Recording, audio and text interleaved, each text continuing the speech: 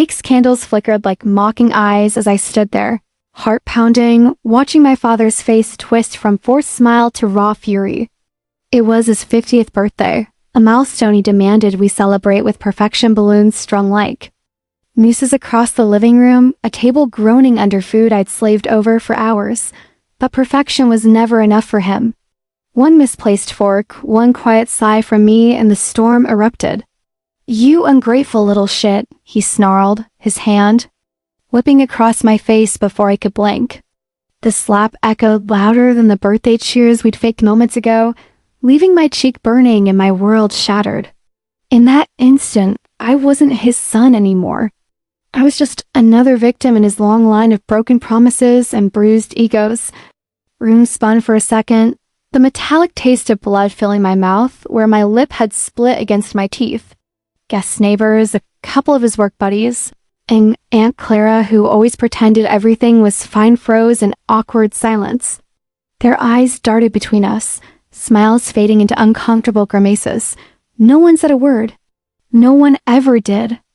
Dad's temper was like a live wire in our house, sparking at the slightest touch, and everyone had learned to step carefully around it. But tonight, on his special day, it felt like the final crack in a dam I'd been holding back for years. Remember the build-up to that night like it was etched in my bones. Dad had been ramping up for weeks, barking orders like a drill sergeant. "Make sure the steaks are medium rare, not that charred crap you did last time." He'd growled at me the day before, his finger jabbing into my chest hard enough to leave a bruise. I was 17, old enough to know better than to argue, but young enough to still hope for change. I'd spent the entire afternoon in the kitchen, chopping vegetables with shaking hands, stirring sauces while sweat dripped down my back from the summer heat and the fear of getting it wrong. The balloons? I'd blown them up myself, my lungs aching, tying them with ribbons that felt like chains. The cake was from the bakery downtown, chocolate fudge, because that's what he liked, with "Happy 50th, Dad," scrawled in icing that looked too cheerful for the man that honored Dot as a kid. Birthdays were supposed to be magical presents, laughter, that warm glow of family. But ours were always laced with tension. I flashed back to my own 10th birthday, the one right after Mom left. Dad had promised a trip to the amusement park, but instead, he got drunk and smashed the cake against the wall because I didn't thank him fast enough. The sticky mess on the floor, the way he laughed it off as a joke while I cleaned it up on my hands and knees, that was my reality. Mom's departure had been the first big fracture. I'd woken up one morning to find her gone, a note on the kitchen table saying she couldn't take it anymore. Her eyes had been swollen shut more times than I could count, courtesy of Dad's slips. She whispered apologies as she hugged me goodbye the night before, her bags already packed in secret. "We'll come back for you," she promised, but she never did.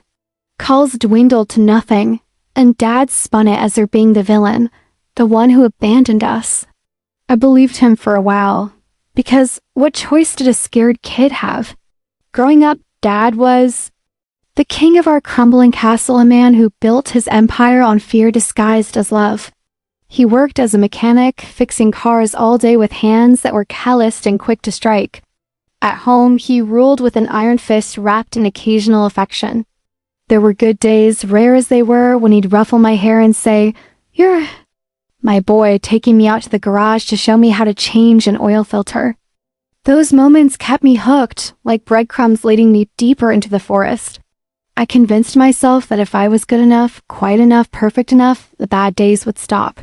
But they didn't. The slaps turned to shoves, the shoves too. Screams that shook the walls. By 13, I was hiding bruises under long sleeves at school, making up stories about falling off my bike. Teachers noticed, but Dad's charm offensive showing up with donuts for the class, laughing off concerns, always smoothed things over. That birthday night, as the slap's sting radiated through my face, I felt a shift. The guests murmured excuses and started gathering their coats, the party dissolving like smoke. Aunt Clara pulled me aside in the kitchen, her face pale. "He's just stressed, honey." "Turning 50 is hard," she said, dabbing at my cheek with a wet cloth. Her words were hollow, a script she'd recited too many times. I nodded, but inside, rage bubbled up alongside the fear. How many times had I heard that? He's stressed from work. He's had a bad day. Excuses that piled up like unpaid bills. I excused myself to the bathroom, locked the door, and stared at my reflection in the mirror. The red handprint bloomed like a brand, my eye already swelling. Tears came hot and fast, mixing with the sting on my cheek. My phone was in my pocket, and I pulled it out with trembling fingers. The number was there, saved under emergency from a pamphlet a school counselor had slipped me months ago after noticing a limp I couldn't hide. If you ever need help, she'd said, her eyes kind but probing. Dialing felt like jumping off a cliff. My voice was a whisper as the operator answered, asking if this was an emergency. My dad hit me, I choked out, the words tasting foreign and final. I spilled it all, the years of abuse, the hidden marks, the fear that choked me every night. She was calm, professional, promising someone would follow up. Hanging up, I splashed water on my face, trying to erase the evidence of my breakdown. Back in the living room, Dad was laughing with the last stragglers, a beer in hand as if nothing had happened. He clapped me on the back when he saw me, hard enough to make me wince. See? Kid's fine. Tough as nails like his old man. The guest chuckled nervously and left, leaving us alone in the wreckage of half-eaten cake and deflated balloons. Sleep didn't come easy that night. I lay in bed, replaying the slap over and over, the sound echoing in my skull. What if they didn't? Believe me? What if Dad found out? The house creaked in the silence, and I imagined him bursting through my door, furious at my betrayal. But beneath the terror was a spark of hope, fragile as a candle flame. Maybe this was the end. Maybe I could finally breathe. The next morning, Dad acted like nothing happened. Rough night, huh? Pass the coffee, he grunted, flipping through the newspaper as if his handprint wasn't etched into my face. I poured him a cup, my hands steady. Despite the storm inside, breakfast was tense, the air thick with unspoken words. He complained about the eggs being too runny, but didn't raise his voice. I ate in silence, my cheek throbbing with every bite. School was a blur that day. Friends asked about the bruise, and I mumbled about a door accident. But inside, I was counting down. The call had set something in motion, and I could feel it building. 2 days later, the knock came. I was home alone after school, doing homework at the kitchen table when the doorbell rang. Peeking through the curtains, I saw a woman in a neat suit, clipboard in hand. My heart leaped into my throat. She introduced herself as Ms. Rivera from Child Protective Services, her voice gentle but firm. I understand you've been having some trouble at home, she said, stepping inside when I nodded. We sat in the living room, the same room where the slap had landed, and I told her everything. The words poured out like a flood mom's black eyes, the broken promises, the constant fear. She took notes, her expression never wavering, and when I showed her the fading bruise, she photographed it carefully. You're brave for speaking up, she said, and for the first time in years, I felt seen. Dad came home early that day, his truck rumbling into the driveway just as Ms. Rivera was leaving. He eyed her suspiciously, demanding to know who she was. Just a school thing, I lied, my voice cracking. He grunted and let it go, but I saw the flicker of unease in his eyes. That night, he was quieter than usual, nursing a beer in front of the TV instead of picking fights, but the facade was cracking. Phone calls started coming, anonymous numbers. He answered in hushed tones, his face paling. He'd slam the receiver down and mutter curses, blaming those damn telemarketers. I knew. Better. The investigation was underway, digging into our lives like roots cracking concrete. Over the next week, the tension built like a pressure cooker. Dad's mood swung wildly, 1 minute joking about work, the next snapping over nothing. I walked on eggshells, avoiding him as much as possible. School became my sanctuary, where I confided in the counselor, who assured me I was doing the right thing. Friends noticed my distraction, but I kept the details vague. Nights were the worst, lying awake, heart racing at every creak, wondering if tonight was the night he'd explode. But I held on to that spark of hope, fanning it with memories of a life without fear. I dreamed of Mom coming back, of a home where laughter wasn't forced, where love didn't come with bruises. Then came the subpoena. It arrived in the mail, a stark white envelope addressed to both of us.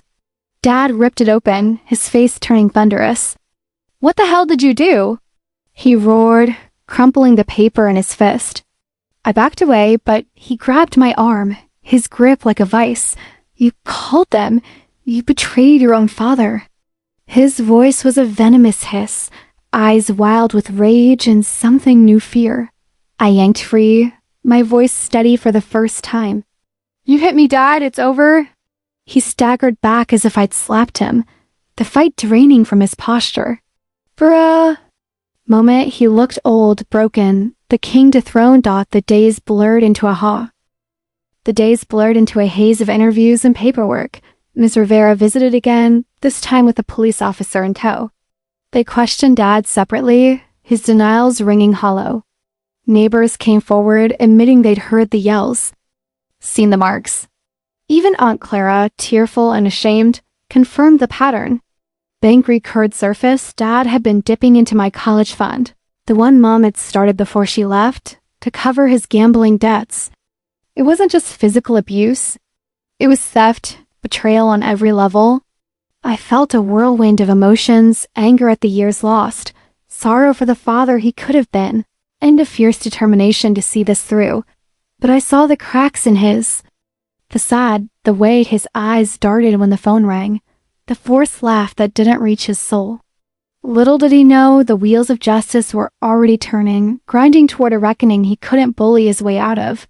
As the court date loomed, 2 weeks after that fateful slap, I braced myself for the storm's climax, knowing that whatever came next, I'd already taken the first step toward freedom. What if one slap could unravel a lifetime of secrets? 2 weeks after that fateful birthday, I sat in a cold courtroom, my heart a war drum in my chest, as the judge's gavel hovered like a sword of fate. The air was thick with the scent of polished wood and stale coffee, the kind of atmosphere that made every breath feel heavy with consequence. Benches creaked under the weight of spectators, mostly strangers. A few familiar faces from the neighborhood who'd finally found the courage to show up. Dad stood across the room, his once imposing frame shrunken under the weight of handcuffs and regret he refused to voice. He avoided my eyes, staring at the floor as if it held the answers to how his kingdom had crumbled so fast. The bailiff's voice boomed, calling the court to order, and in that moment, time stretched like a taut wire, ready to snap the proceedings.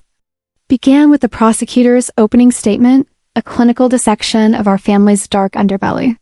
She was a sharp woman in a tailored suit, her words cutting like a scalpel. "This is not just a case of a single incident," she declared, her voice steady and unyielding. "It's a pattern of abuse spanning years, hidden behind closed doors and forced smiles." She clicked through slides on a projector photos of old bruises I documented on my phone in secret, timestamps marking each accident. There was the one from last Christmas, a purple bloom on my arm from where he'd shoved me into the doorframe for spilling eggnog. Another from summer vacation, a split lip excused as a clumsy fall during a hike. I kept them all, a digital diary of pain, never knowing if I'd have the guts to use them. Now they were evidence, glaring under the courtroom lights, exposing the truth I buried for so long. Dad's lawyer, a slick man with a perpetual smirk, countered with his narrative. "Your Honor, this is a troubled teenager lashing out," he argued, pacing the floor like a predator. A single slap on a stressful birthday night hardly grounds for dismantling a family. He painted me as the rebellious teen, exaggerating my defiance that evening, how I'd sighed too loudly, how I'd provoked him with my attitude. It twisted my stomach to hear it, reducing years of terror to a petty squabble. But the photos of my swollen face from that night told a different story, undeniable proof, captured by Ms. Rivera just days after. The jury, a mix of stern faces and sympathetic eyes, leaned forward, murmuring as the images flashed up. I could see doubt creeping into their expressions, the smirk fading from the lawyer's face. As witnesses were called, the courtroom became a stage for our family skeletons to dance. First came the neighbors, Mr. and Mrs. Patel from next door. They'd lived beside us for a decade, their windows close enough to hear the echoes of Dad's rages. Mrs. Patel, a kind woman who'd slipped me cookies over the fence as a kid, took the stand with trembling hands. "We heard the shouts almost every night," she said softly, her accent thick with emotion. "The boy crying, things breaking. We should have called sooner." Her husband nodded beside her, adding details of seeing me with black eyes, always with some flimsy excuse. Dad glared at them, his jaw clenched, but they didn't flinch. For the first time, I realized I wasn't alone in this nightmare. Others had seen, had known, and now they were speaking up.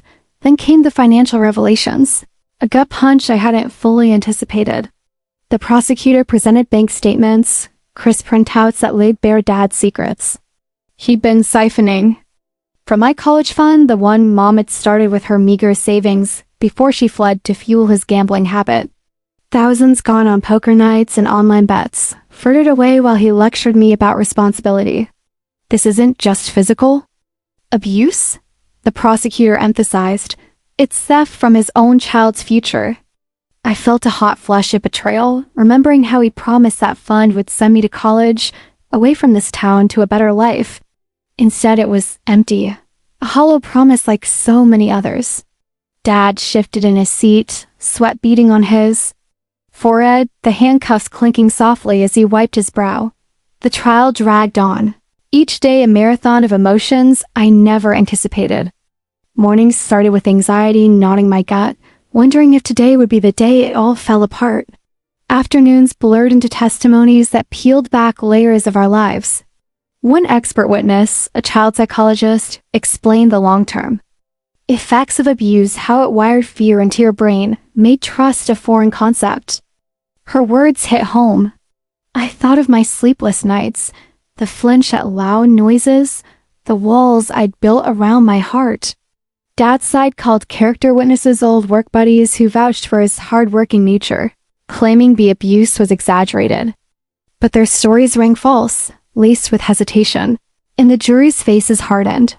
The pivotal moment came when Mom took the stand, summoned by the prosecution after years of silence.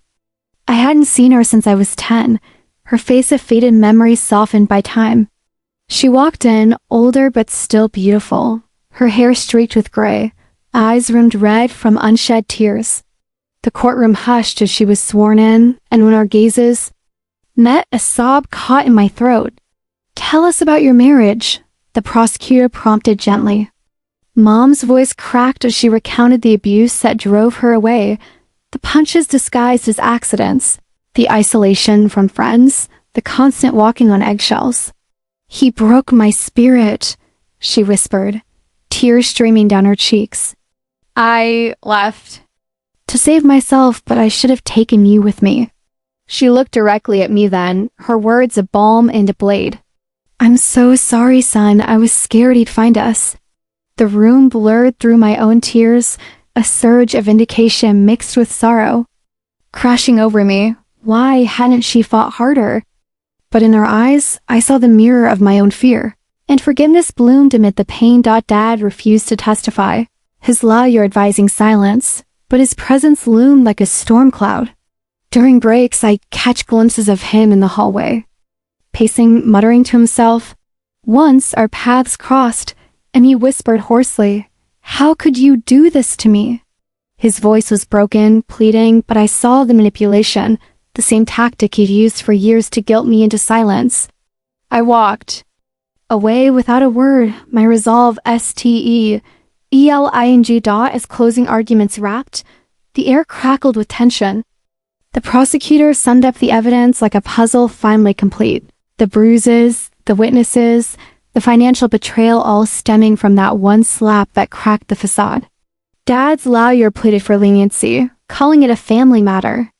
But his words fell flat. The judge, a stern woman with silver hair and eyes that had seen too many broken families, adjourned for deliberation. Hours stretched into eternity. I sat in a waiting room, Ms. Rivera by my side, her hand on my shoulder a steady anchor. Memories flooded me, good ones tainted by bad.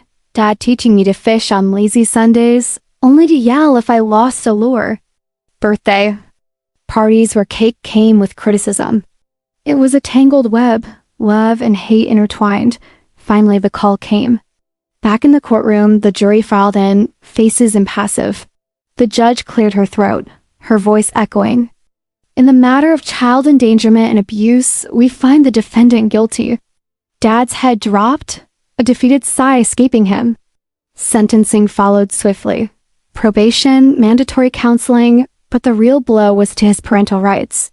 Terminated, she declared, her words stripping him of custody. His home ordered sold to repay the stolen funds, assets frozen pending restitution. The restraining order barred him from contact, his freedom curtailed by the echo of that gavel. Everything he built his control. His secrets slipped away in an instant dot as I walked out into the sunlight. Free but forever changed, I glanced back at the courthouse steps. Dad was being led away by officers, his shoulders slumped, a shadow of the tyrant he'd been. He looked small, human, stripped of his power. Mom waited outside, pulling me into a hug that smelled of lavender and regret. "We start over now," she murmured. Justice tasted bittersweet, like victory laced with loss. The family I'd known shattered, but in its ruins, possibility bloomed. For the first time, I breathed without fear, the weight lifting from my chest. The slap that started it all had ended an era, paving the way for a life I could finally call my own. But healing wasn't immediate. In the weeks that followed, I moved. In with Mom, our new apartment a quiet haven far from the old house. Therapy sessions unpacked the trauma, layer by layer, teaching me that anger was okay, that vulnerability wasn't weakness. I enrolled in community college with scholarships pieced together, chasing dreams Dad had tried to steal. Nights still brought nightmares, the echo of that slap, his furious eyes, but they faded with time. Aunt Claire called, apologetic, offering support. Even the Patels invited us for dinner, a gesture of community I'd never known. Looking back, that courtroom was more than a reckoning. It was rebirth. Secrets unraveled, truths exposed, and in the aftermath, I found strength I didn't know I had. Dad served his time, emerging changed or not, I didn't know, didn't need to.